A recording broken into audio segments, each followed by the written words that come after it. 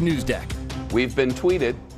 Our reporting begins with President Trump announcing by Twitter a change to decades of United States Middle East policy. Tweet away.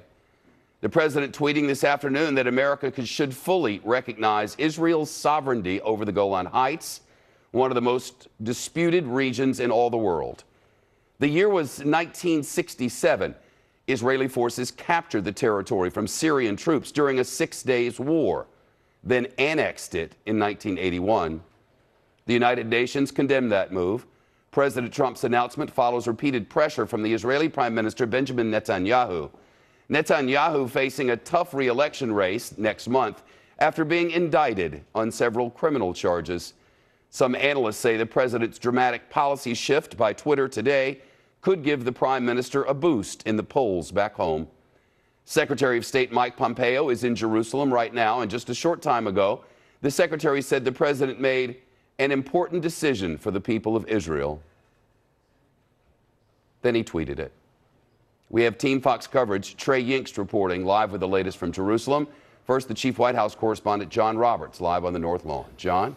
Shep, good afternoon to you. This has been swirling for a number of weeks now, but the president's tweet caught everyone by surprise. Of course, you'll remember back in 1981, Israel annexed the Golan Heights, was never officially recognized as part of Israel. It has been alternately described as being occupied territory by Israel or territory under the control of Israel was the most recent American characterization of it. But now we find out from President Trump that he is going to officially recognize the Golan Heights as part of Israel. Here's that tweet to which he referred, saying, quote, after 52 years, it's time for the United States to fully recognize Israel's sovereignty over the Golan Heights, which is of critical strategic and security importance to the state of Israel and regional stability.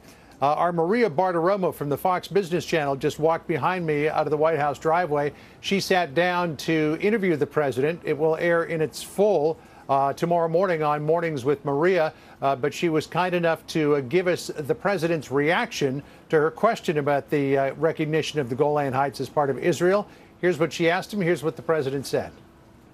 Mr. President, let me end on the Golan Heights, because Yes. you tweeted about this today in Israel. You said it is time for the U.S. to recognize Israel's sovereignty and the Golan Heights. Why now? Why did you send that out now? I've been thinking about doing it for a long time. It's been a very hard decision for every president. No president has done it. It's not about Netanyahu's re-election. No, I don't. I wouldn't even know about that. I wouldn't even know about that. I have no idea. I hear he's doing okay. I don't know if he's doing great right now, but I hear he's doing okay. But I would imagine the other side, whoever's against him, is also in favor of what I just did. Every president has said, do that. I'm the one that gets it done. You heard Maria Bartiromo there say, is this about Netanyahu's re-election? The president saying, I wouldn't know about that. The president did speak with Netanyahu before sending out his tweet today. Netanyahu will be here at the White House next week. We do not know what will happen, whether or not there will be a formal declaration, something that the president might sign while Netanyahu is here, or if it will just be a verbal affirmation. We don't know at this point. But Netanyahu is certainly appreciative of what the president did, tweeting out, quote, at a time when Iran seeks to use Syria as a platform to destroy Israel, President Trump boldly recognizes Israeli sovereignty over the Golan Heights. Thank you, President Trump. The move was also supported by senators like Rubio, Cruz, and Lindsey Graham of South Carolina, who tweeted out himself, quote, President Trump's decision to recognize the Golan as part of Israel is strategically wise and overall awesome. Well done, Mr. President. Now I, along with Senator Cruz, will try to get Congress to follow your lead. Don't know how that would go, but there's been a lot of support for Israel in the Congress, so we'll see. Shep? John, thank you. Team Fox coverage continues. Trey Yingst reporting. He's live tonight in Jerusalem. Trey? Shep, we were speaking with U.S. Secretary of State Mike Pompeo just minutes before President Trump tweeted out this announcement. At the time, I asked the Secretary of State whether or not he had any update on the situation and whether or not a decision had been made. He didn't comment at that time.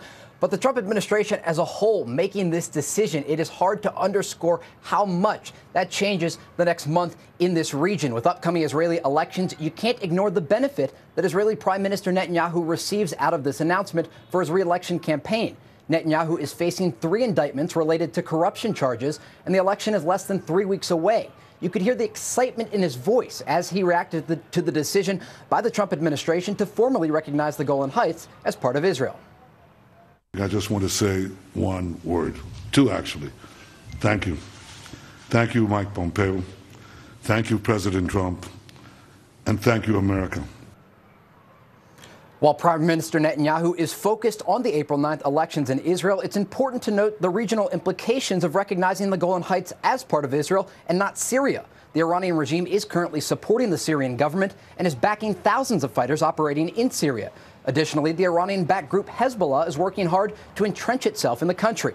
Meanwhile, Syrian President Bashar al-Assad and his cabinet continue to threaten Israel's presence in the Golan Heights. Syrian Foreign Minister Faisal Miqdad said earlier this month, quote, Syria will attack Israel if it does not leave the Golan Heights. Now, Shep, right now, Israel is facing continued conflict in the south due to Iranian proxies in the Gaza Strip. With this announcement, they could face more conflict and fighting in the north and be looking at a two-front conflict in the region. Shep. Trey Yates reporting live tonight in Jerusalem.